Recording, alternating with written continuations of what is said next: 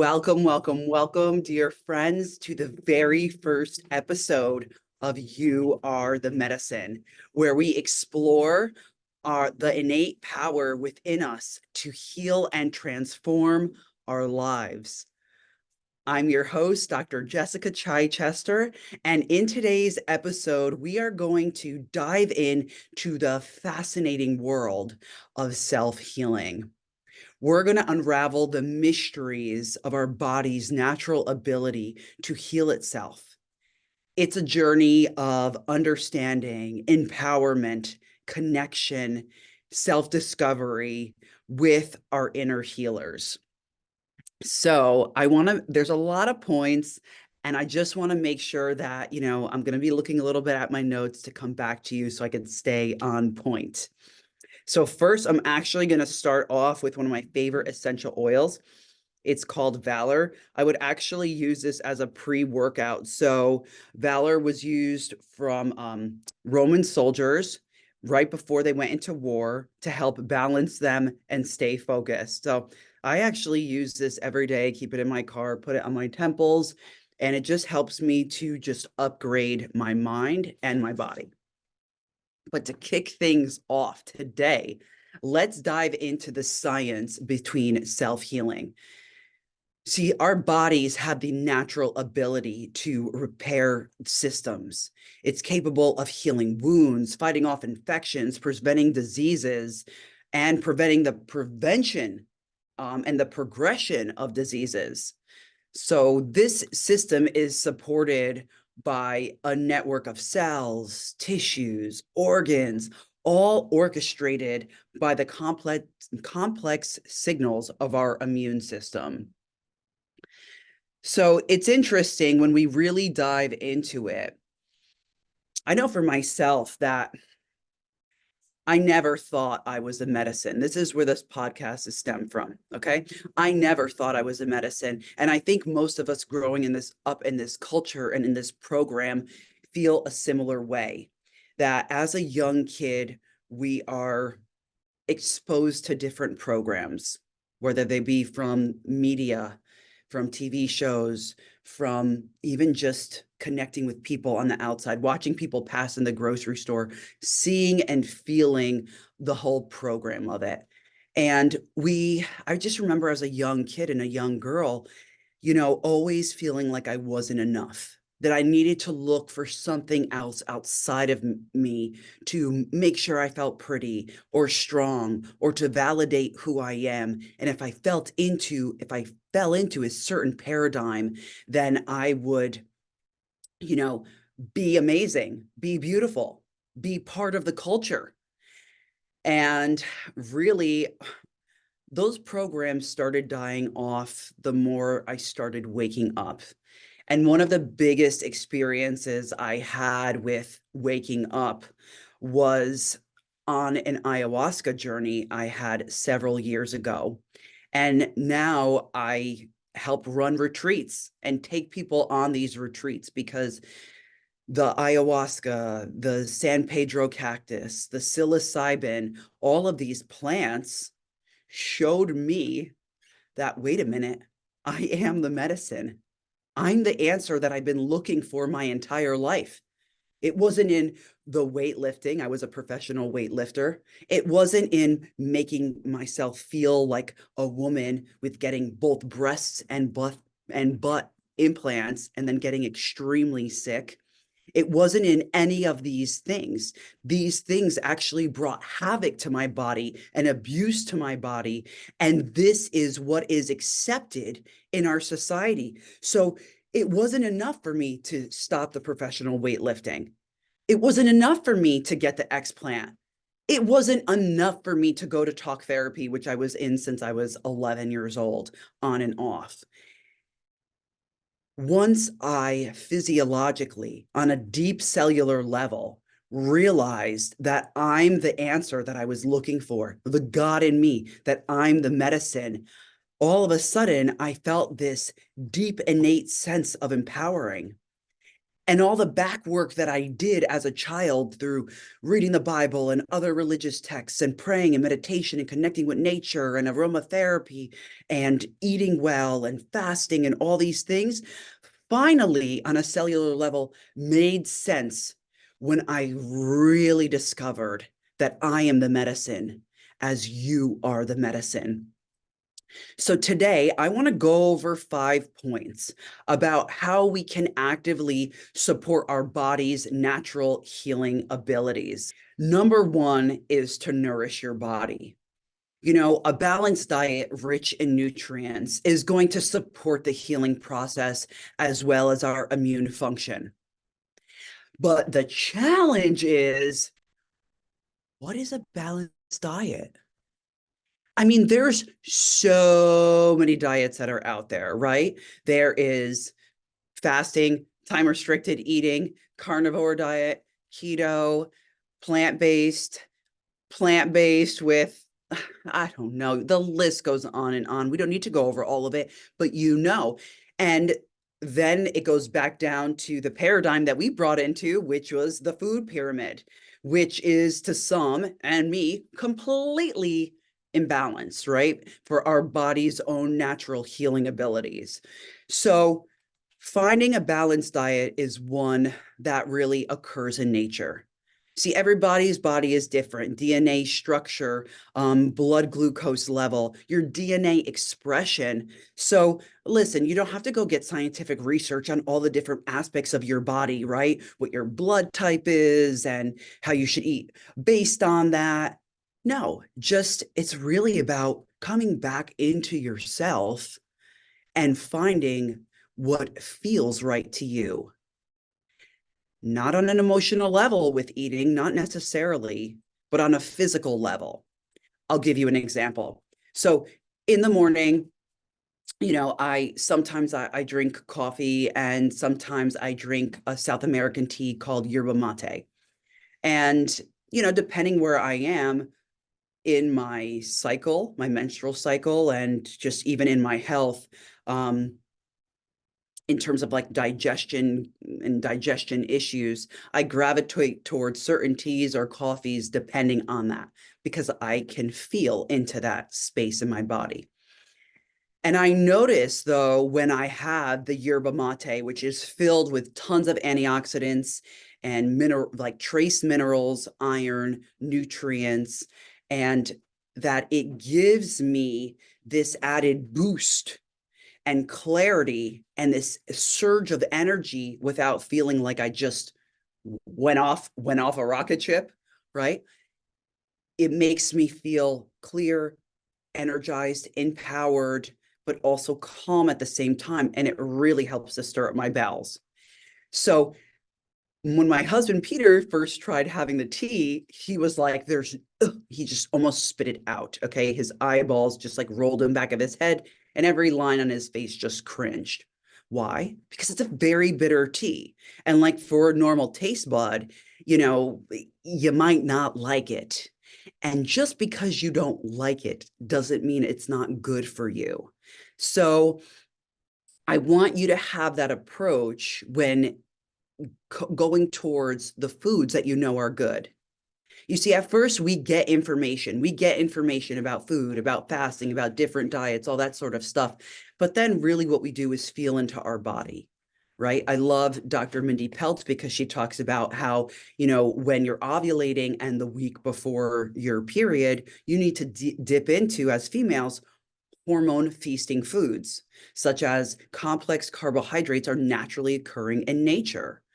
So in a paradigm where as a woman, it was like no carbs, right? Understanding the science of my hormonal production allows me to say, okay, I'm going to look at my chart and see where I fall, and I can lean into those foods a little more and nourish your body.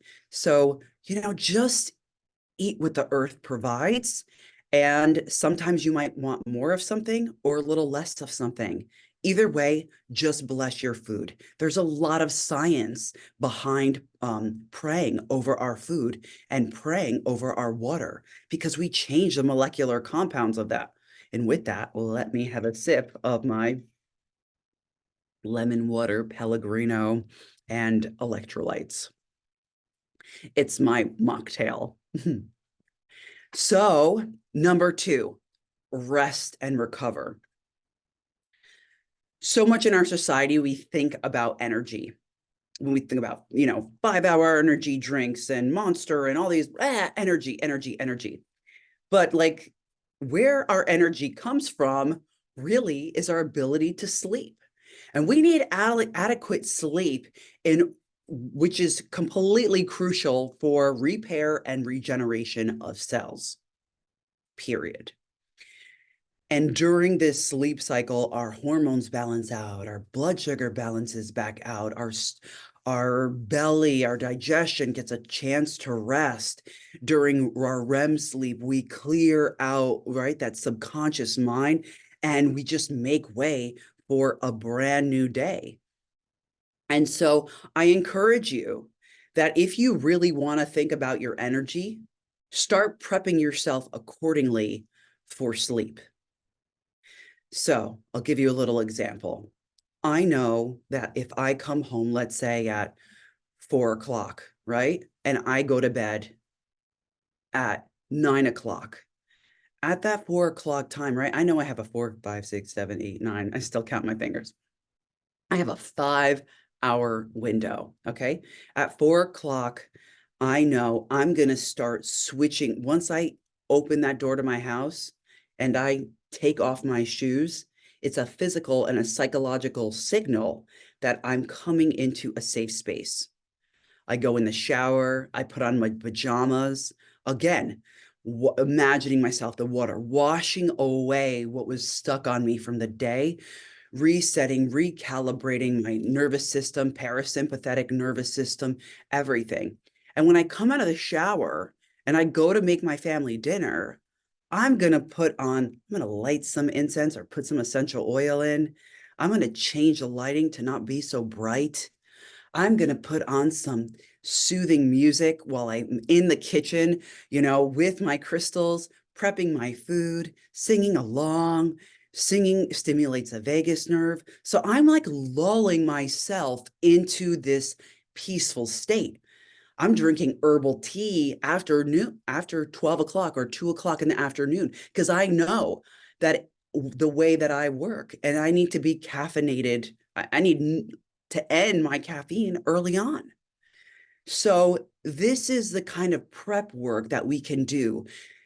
We need to lull ourselves like a baby in order to really get rest and recover. I mean, that's the way that I am. I know my husband isn't that way, but I'm more of a sensitive soul. You might be like me or like him, but just know yourself and make sure you get adequate sleep.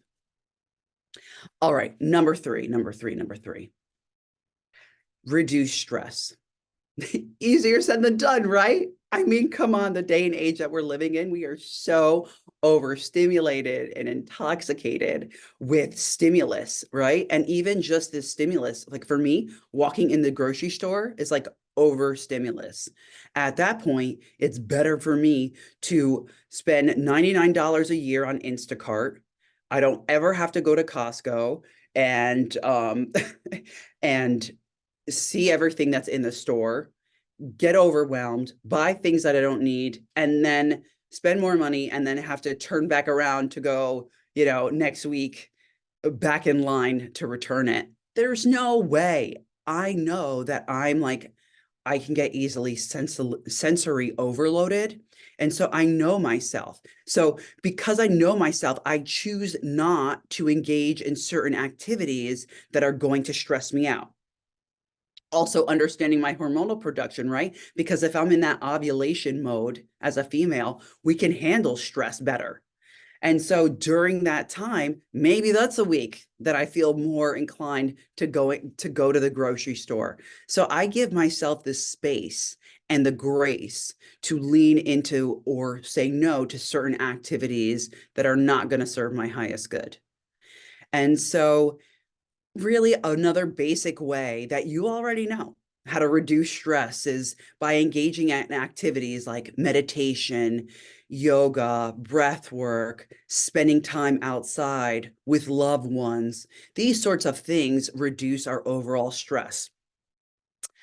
I also know that if I have a heavy duty meeting or I feel stress about something, I need to get up and move. Okay. So let's say I'm in a meeting, all right, and I felt stress.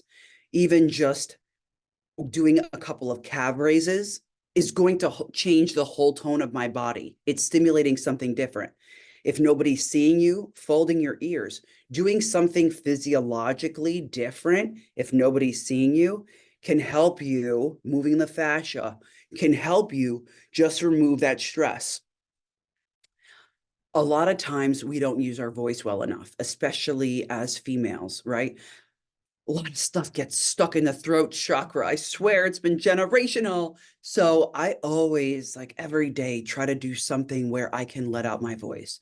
So, and make a sound in my house.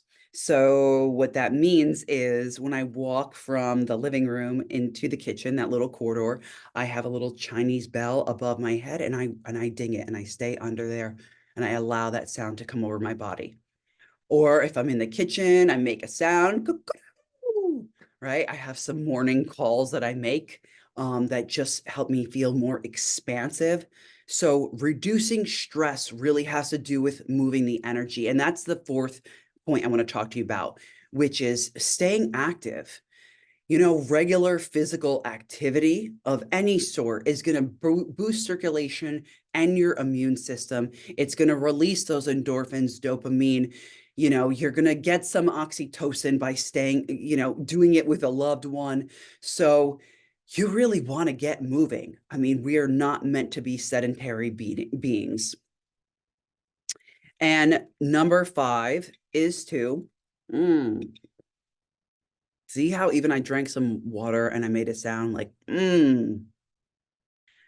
letting sounds like that out of our body, as small as they might be, are just so powerful. This helps us to move the stress and the stress hormone and also signals to ourselves when we feel completely satisfied. Okay. Number 5 is cultivating positive relationships. So listen, you weren't born into this world alone. You're not dying alone. This is a way that it works. In Okinawa, which is one of the blue zones in the world, right? They have people live to the oldest age in Okinawa. At least if I remember, that was a couple of years ago. I'm not sure where it is today, but you know, there's a word, that's what it's called. I think it's called mokshi, and it means one family. And when people pass on, when people die, they're cremated and they're put in the same earth, in the same ground, or in the same urn, something of that nature. And it's symbolizing to people that you didn't come into this world alone and you're not dying alone. And when we feel this social support and positive interactions, then it enhances our emotional well-being and in turn, our physical health.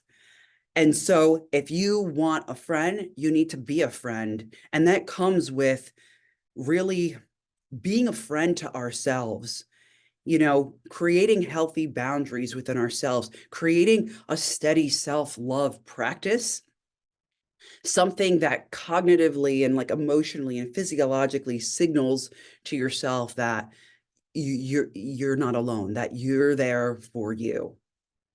So as much as I love people, I love my alone time, right? And I really show myself how much I love myself when I lean into the services at my wellness center, which is called Haute Healing Oasis. We're franchising this year in 2024. So if you're interested, you know, message us. But oh my gosh, just being in that infrared sauna, I call it my holy box, it just allows me to come down. Even when I'm the most wound up, something about this infrared heat is magical. It relaxes and releases the tension from my mind and my body while it releases a whole cocktail of neurotransmitters. So dopamine, oxytocin, serotonin, endorphins, all the most happiest high chemicals get released when you're in the infrared. And really you walk out of there feeling reborn. And I guess that was my first signal that I was a medicine. I couldn't believe that all the devices that we have at our space, that make me feel so amazing. And we first started off where we had an infrared sauna at home. And then we were like, this is incredible. How do we give this to other people? I mean, even Peter and I, our relationship improved because we leaned into this self-care that released all these hormones and helped the body to heal itself naturally. And that's where we are. You can cultivate positive relationships while working on your self-care and while staying active. I don't know, all in the sauna, because 30 minutes is equal to a 4-mile run and you're burning up to 600 calories. So these 5 things, right? These 5 things about nourishing your body, resting and recovering, reducing stress, staying active, and cultivating relationships. These don't need to be isolated things. The whole beauty of life is we can create a synthesis all at once. And that's where the magic of health and healing happens. So our journey into this world is incredible. We are in a constant transformation process. We are both, right, coming out of this eggshell and the breaking through this ground that might feel turmoil and flying all at the same time. It's happening simultaneously. It's this bittersweet dance of life and death, of healing, and the healing can only happen when there's pain. So bless your pain, bless the journey that you are on, cultivate those positive relationships and nurture your mind and your body, because your body is the medicine. It has a natural ability to repair itself, regenerate by fostering a positive mindset. And I always say, you need to be peaceful on purpose. You need to be positive on purpose. You need to protect your peace like there is nothing else. And that's not always peaceful for the people around you. But when we have and stand firm in this positive mindset, when we choose joy in spite of it all, then we tap into this never-ending flow, this never-ending resource of wellness and vitality. Remember, self-healing is a journey. It's not a destination. It's about making choices that support our health and well-being every single day, moments and moments, every day. It's about listening to our bodies and giving them what they need to thrive and survive, regardless of what the standards are in society. Whether it's nourishing foods or positive connections, restful sleep, regular movement, every step we take can lead us closer to our fullest potential for health and happiness. And as we close, I just invite you to reflect on one change that you can make this week, and you can write it in the comments, that's going to support your body's natural healing process. What can you lean into that's going to support your natural healing process?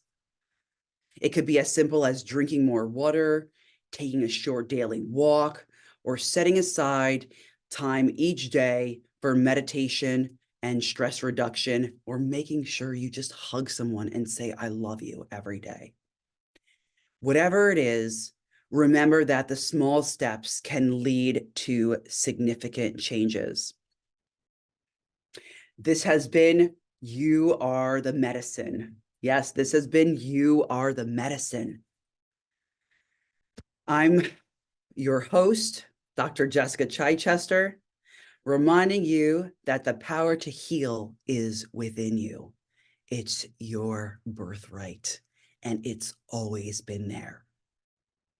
Until next time, take care of yourself and embrace your inner healer. Satnam.